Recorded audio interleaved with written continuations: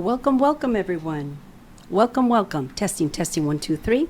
Welcome, welcome to tvosj.org. That means the voice of San Joaquin right here off the Miracle Mile. And now it is time for Balancing the Scales and the EJR.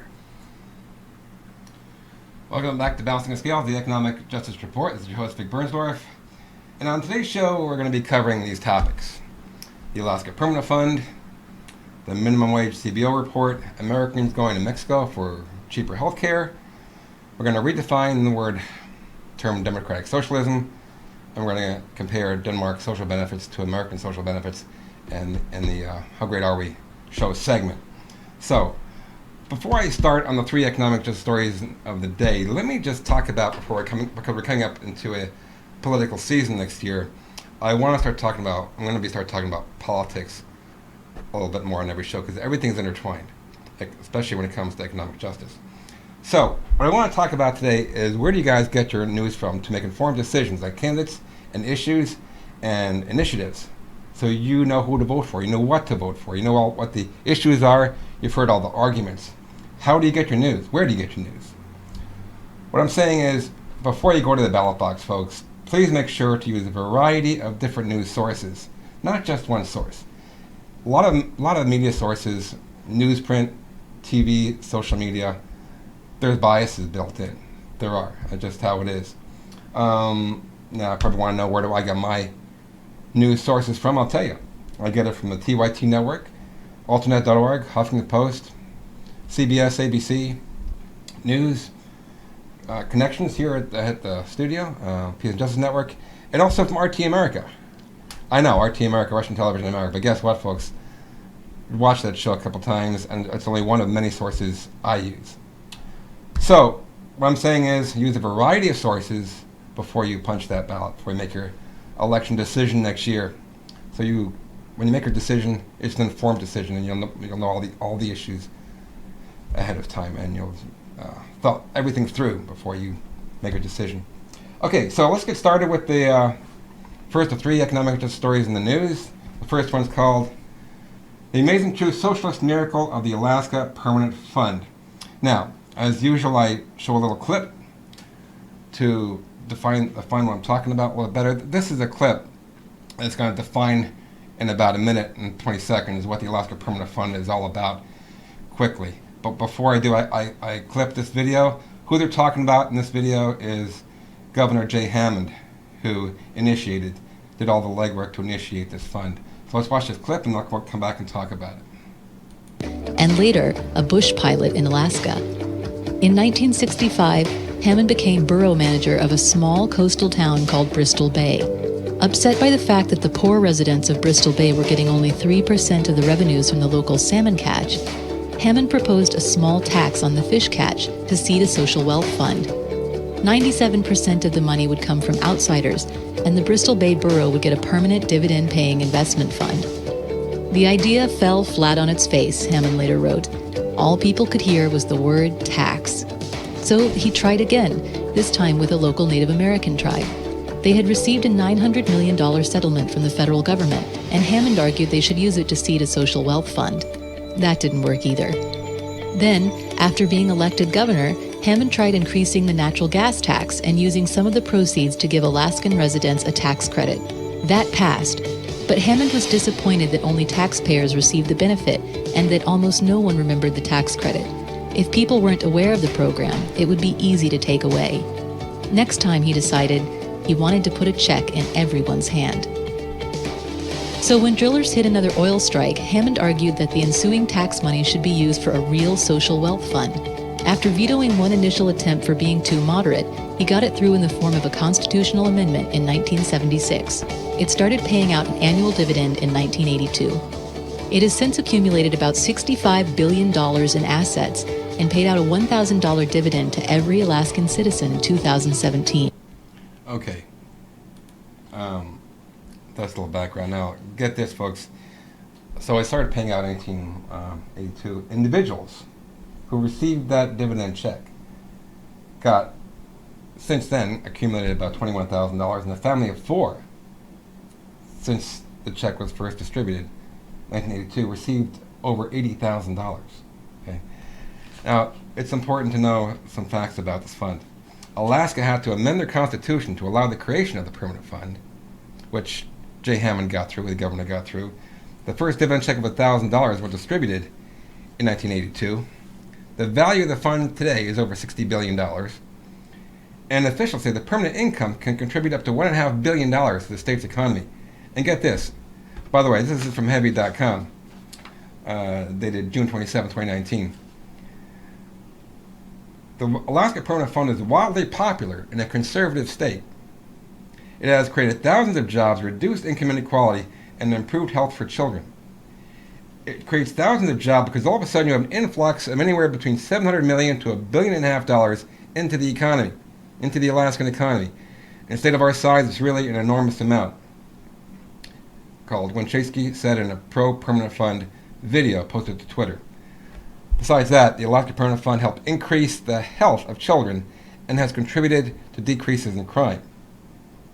According to Big Think, continuing on with a Heavy.com article, Alaska's Permanent Fund has reduced child obesity, increased work rates among men, has allowed women to spend more time with their family, and has marginally decreased crime. So let's go over what this is all about, really. Why was this created, this fund? Alaska, a long time ago, figured out a way to use its oil wealth to give all of its citizens free cash and wipe out the most extreme forms of poverty that existed in that state. The Permanent Fund is an example of something called UBI. You can hear a lot about that, Universal Basic Income, and Andrew Yang talks about that a lot. That's his thing he talks about all the time, giving everybody $1,000 a month. However, I'll talk about that in future shows. There's some issues with that UBI. Now, like I said, the Permanent Fund has paid out since 1982 annual dividend to every man, woman, child in Alaska between $800 and $2,000 just for being alive. The Permanent Fund pays these checks out of an investment fund financed by oil money. It was determined that full-time employment did not change at all. The share of Alaskans who worked part-time increased 17%. Realistically, a similar national policy financed by taxes on land, value, carbon emissions, alcohol, would likely do to the entire U.S. what Alaska's policy does: reduce poverty, boost average incomes while not harming the economy. The Permanent Fund was set up by Republican Governor Jay Hammond.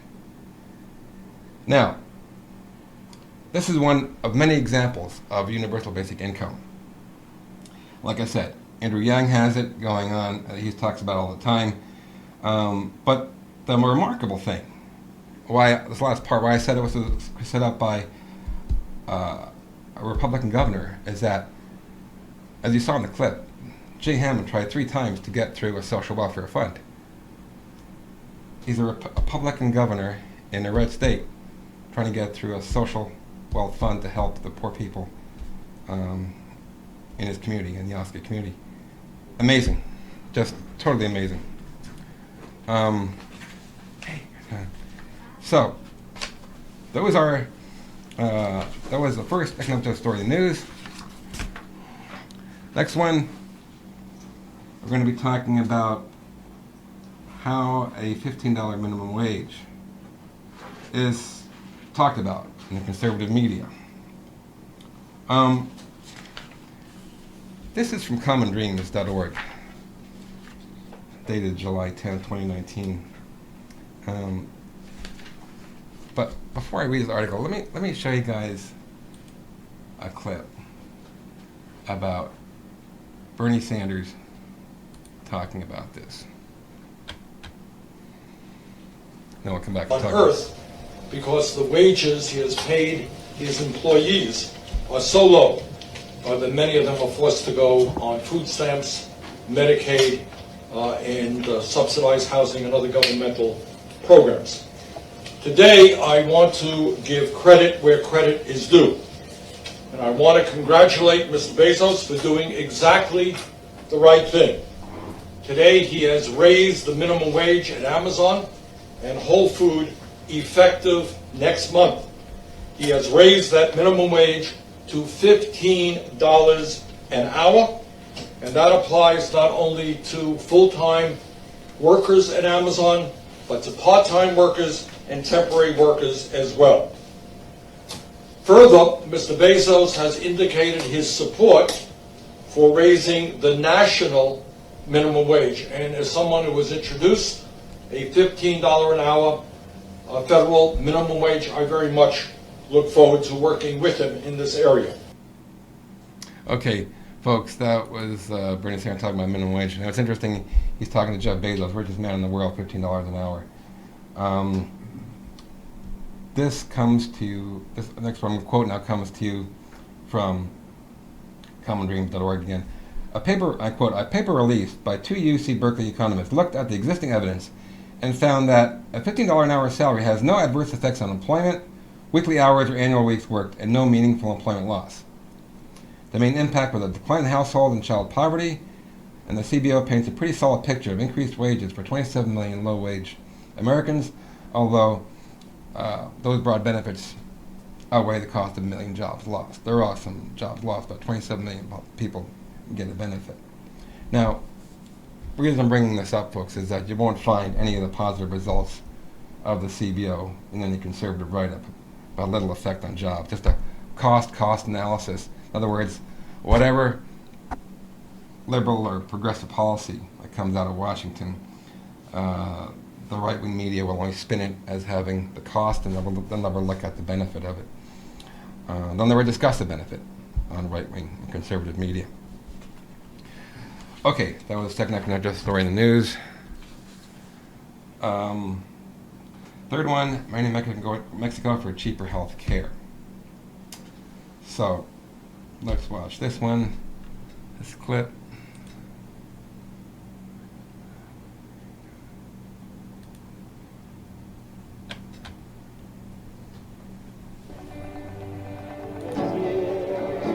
For American retirees, the Pacific coast town of Manzanillo, Mexico is paradise. The weather is always warm, every home has a view without a $1 million price tag, and a doctor's visit doesn't cost a penny out of pocket. Billy and Sandy Hunter retired to their dream home in Manzanillo, then learned they hit the healthcare jackpot. Both could have full medical, dental, and vision coverage for $600 a year. It was a great deal. It was a great deal. And the care is good. The Hunters bought into the Mexican Social Security Institute, or IMSS, a government-run healthcare plan for Mexican employees, but open to legal foreigners. When we leave our doctor's office, if we have a prescription, we go and pick it up, no charge. So we like it. There are no limits, no deductibles, and no co-pays. Even pre-existing conditions are covered after the first 1 to 2 years. Month by month is increasing the number of patients from the USA. Ivan Ocadiz is a doctor in Manzanillo's IMSS hospital. It's new, but without the comforts of a U.S. facility. Few private rooms, extras like blankets are brought from home, and families are expected to help feed and bathe patients. But when it comes to diagnosis and treatment, Americans here say it's just as good, sometimes better, than the U.S. Okay, you heard that, folks. Keep that in mind as I read to you an article from the Daily Caller dated October 30th, 2018, called Utah's New Strategy to Save Money on Healthcare for Public Employees. Bust them to Mexico to buy drugs. I'll read this article because it's really short, and let me just, I'll go quickly, but it's really important. Utah's new strategy to save money in healthcare for its public employees: pay them to go to Mexico, where the expensive drugs they need are way cheaper. They offer a cash payout for some patients, Utah's public employee health program, the PEHP, started giving its members cash incentives to encourage them to travel to Tijuana for drugs to treat ailments like osteoporosis, prostate cancer, and multiple sclerosis. The PEHP provides health care to 160,000 public employees and their families. Employees who qualify can get shuttled to Mexico by the state, thanks to a Utah state legislation calling for a public employee insurance program to offer savings rewards or cash payouts to patients who use the cheapest healthcare provider, reported KSL News Radio. Why wouldn't we pay $300 to go to San Diego, drive across to Mexico, and save the system tens of thousands of dollars? Said Republican Utah State Rep Norman Thurston, who sponsored the bill that backs the program. Certain individuals who take PHP up on its offer receive a $500 payout, and and are transported by plane and bus to Tijuana, where they can buy up to a 9-day supply of 13 different drugs, reported the Tribune. Transporting the patients cost Utah only $300. That money is pretty small compared to the difference between U.S. prices and Mexico prices. PEHP members can purchase a 30-day supply of multiple sclerosis drugs Avonex for about $2,000 in Tijuana, compared to about $7,000 in the U.S., according to the Tribune. So PEHP members can save about $4,000 a year traveling to Tijuana rather than getting their drugs within the U.S. according to the Tribune. Okay, so, I mean, that's just amazing, isn't that, folks? That is really amazing. Now, why is this happening? This is happening because Americans are stressing out by the high cost of healthcare in this country. Healthcare costs are like, it was in the news yesterday. A guy got billed $650,000 from a bill out of nowhere, out of network. He had to go to a news channel to disgrace the company, disgrace the hospital, and the hospital subsequently canceled the bill of $650,000. In that case, in a lot of cases, the healthcare costs, industry costs in the U.S. are intentionally not disclosed. So you can't shop around, to find the lowest cost. They're hidden. Another problem is that Obamacare never addressed the cost problem in U.S. healthcare systems and premiums. Keep rising because of that. So in Mexico, typically medical and dental cost savings are between 70 and 80% for Americans. Now, let me just tell you a story. Back about 10 years ago, my wife needed some orthodontic treatment. We got a quote here in Modesto, $11,000. Couldn't afford it. My wife's from the Philippines. I asked her to call her dentist, get a referral to an ortho. She got an ortho there. I sent her round-trip ticket, paid for the hotel, taxis, food, and the treatment, of course. Total bill, $2,000. It's called medical tourism. You have to do that.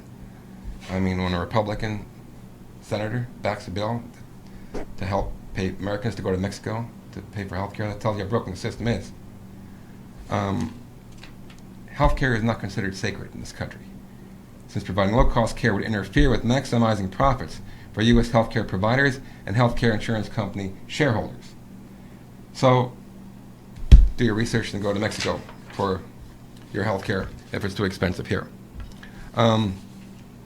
Okay, so now, let me talk a little bit about the term democratic socialism, what it means, and who best to define that term than Bernie Sanders himself.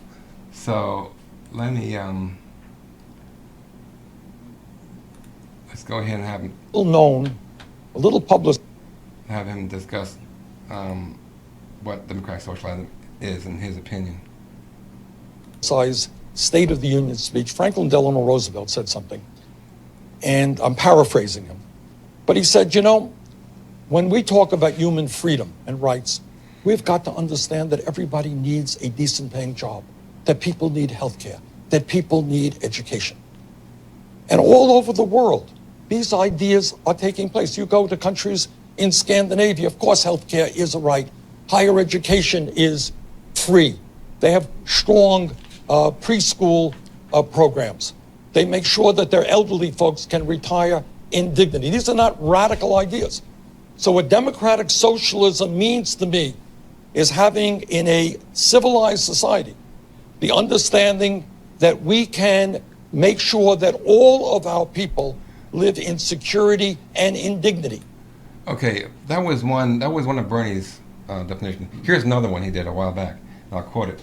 Democratic socialism means that the government has got to play a very important role in making sure that as a right of citizenship, all of our people have health care, that as a right, all of our kids, regardless of income, have quality child care, are able to go to college without getting into debt, that it means we do not allow large corporations and moneyed interest to destroy our environment, that we create a government in which it is not dominated by big money interest. End of quote by Bernie Sanders. Now, the really problem here is that 99% of us in the United States don't have real economic security, so we mostly live in economic fear. A lot of us do anyway. Democratic socialists want Americans to live in dignity and economic security, which you just heard. Okay? Democratic socialists believe that both the economy and society should be run to meet the needs of the public and not maximize corporate profits by letting the public suffer. And let me talk about that for a minute, because there's something called the Happiness Institute, and this institute it's part of the UN, small department of the UN. They go through a lot of analysis to find out what the happiest countries are. I'm going to go through that in a minute, but let me talk about where we are first. We were number 18 last year on the happiness scale, our citizen happiness across a wide variety of sectors. Number 18. And this year is number 19, I believe. Now, let me just tell you why I think that is. We will never, in my opinion, we will never be number one in that happiness ranking. Because what? Why? Why will we never be number one? This is just my opinion. But if Americans are very happy, that means they have everything is very affordable in their lives, like it is in these European countries. And I'll go over that in a second. But what does that mean, everything being affordable? It means you don't pay through the nose for health care, for child care, for having pensions, for that. You're basically, the basics in life are not paid for here. And if everything is very expensive here in this country, that's a good indicator that corporations are maximizing their profits. Because if everyone's really happy, well, guess what? Everything's affordable, and that some company somewhere is not maximizing their profits. That's just my opinion. Okay. But let me go on now to this last segment of the show called How Great Are We? Now, remember what I just said. Keep that in mind. Now, I'm going to talk about Denmark today. Denmark was the happiest country on earth in 2017. And this article comes from U.S. News, January 20, 2016. It's kind of old, but still, these social benefits are still in place.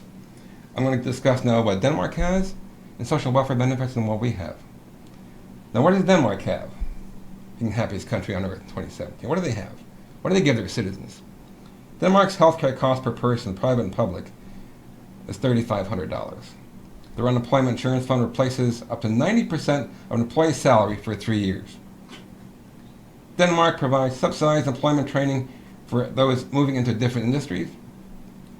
A work week in Denmark is 37 hours. Every employee in Denmark receives 5 weeks paid vacation per year. And that includes McDonald's workers. 32 weeks, they get paid 32 weeks of paid parental leave.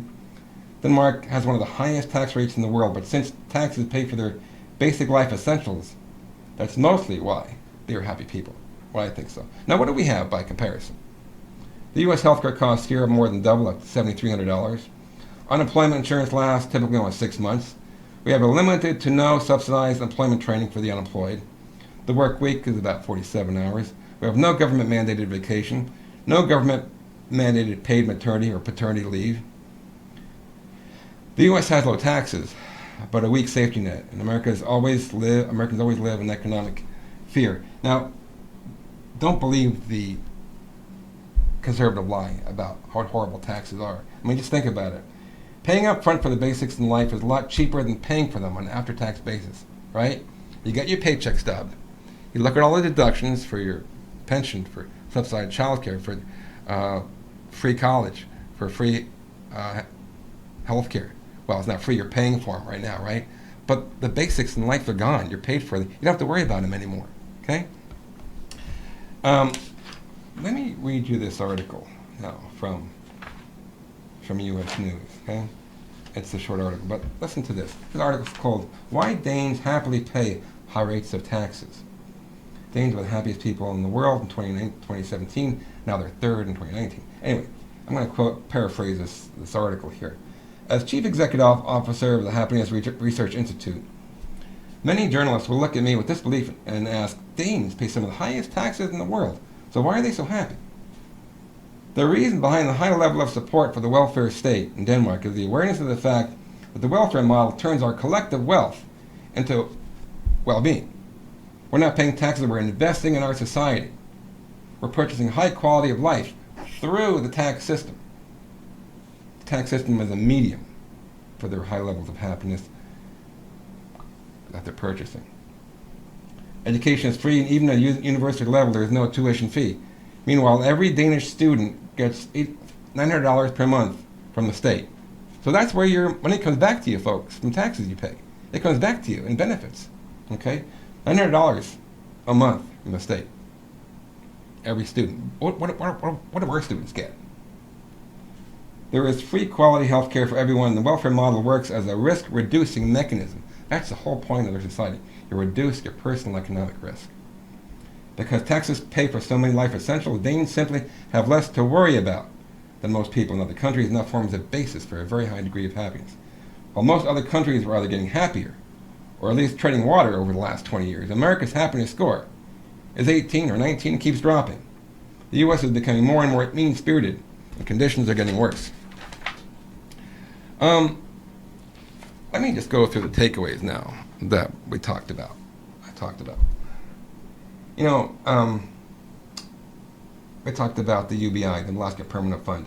The long history of the Permanent Fund is proof that a UBI system improves the family's quality of life and will improve life for all citizens here.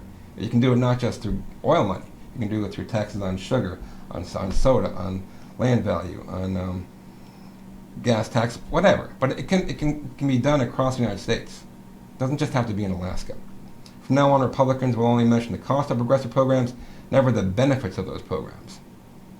Also talked about how more Americans are going to Mexico for their health care because the U.S. healthcare system has proven that it needs to be scrapped and rebuilt for the benefit of its citizens, not for the benefit of corporate profit. Now, the healthcare system, by the way, is so expensive. Like, get this, many U.S. businesses, as I read in that article, now provide incentives to their workforce or their insured customers to travel to other countries to take care of their healthcare needs in order to save enormous amounts of money for both parties. Now, what other country in the world does that?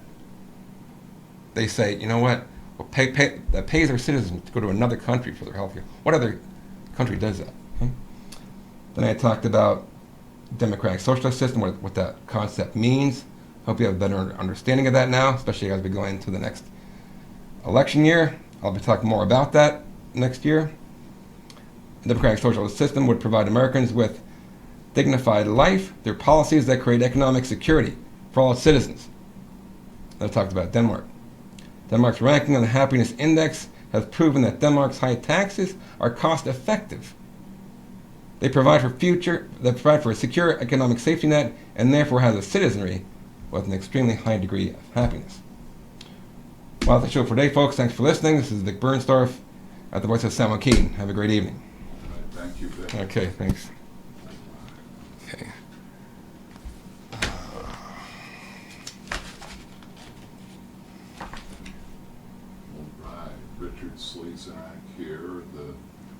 Richard Slezak here, the late sound man, got in at 6:10, and Betty so kindly did the sound work for this evening's show, got it started, and we're gonna be bidding adieu to the Facebook and YouTube viewers. Thanks for tuning in.